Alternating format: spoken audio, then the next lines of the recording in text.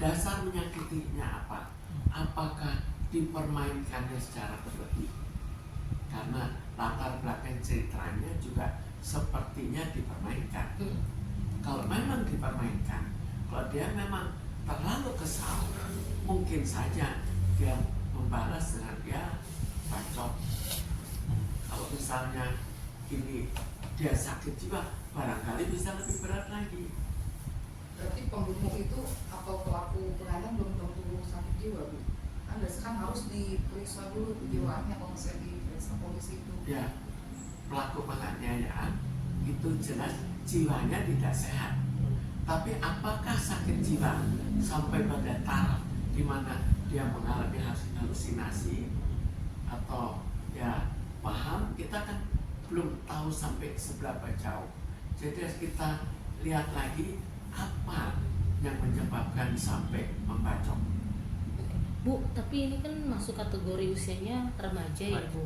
Apakah karena usia remaja yang sedang tidak labil sehingga aksi nekat itu bisa dilakukan di usia-usia remaja gitu atau seperti apa? Dia memang sebagai remaja tidak stabil, tapi bukan remaja akhirnya karena ketidakstabilannya akhirnya akan membacok. Jadi ketidakstabilan, kalau namanya pacaran kan mereka berpisah, itu kan biasa. Bisa saja dengan marah, dengan apa, tapi apakah sampai pada pembacokan, itu jadi tanda tanya. Karena itu perlu dilihat apakah betul-betul hanya karena kesal, atau barangkali ada sesuatu yang lain di balik itu. Barangkali dia ada sakit jiwa, walaupun pada saat belakangan itu kekesalan saja sudah bisa membuat orang untuk membacok. Diberi PHP Bu, akibat diberi PHP sama si perempuan ini sehingga dia kecewa banget gitu Bu. Ya kecewa, jelas kecewa banget. Tapi apakah kecewa banget itu sampai pada membacok? Dan kalau membacok, dasar membacok itu apakah memang karena kesal luar biasa?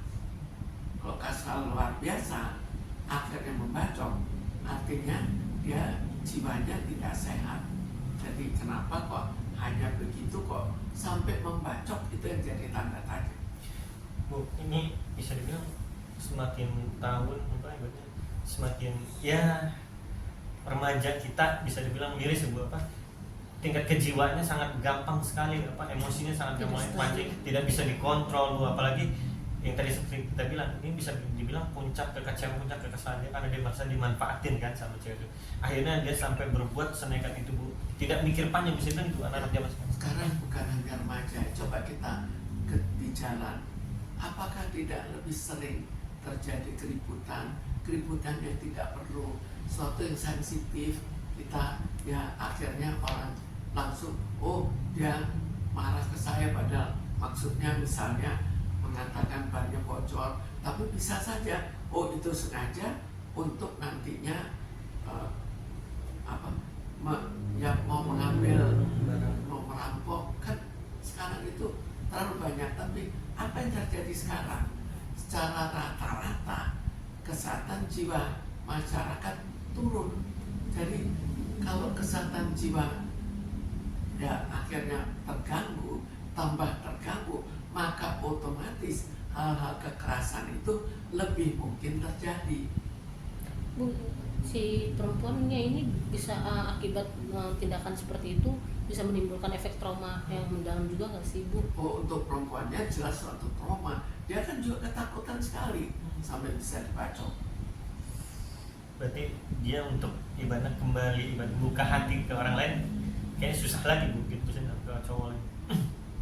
Ya sekarang tinggal kita lihat bagaimana jiwa perempuan itu, apakah dia jiwa yang tegar atau kurang, atau dia akhirnya ketakutan setelah ini.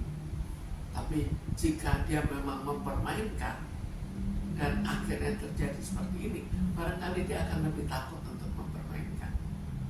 Kalau untuk cowoknya Bu yang membacok tersebut, apa yang ada di pinggang dia setelah dia membacok, dia bisa bilang nanti ke depannya lagi akan seperti apa nanti di pemikirannya.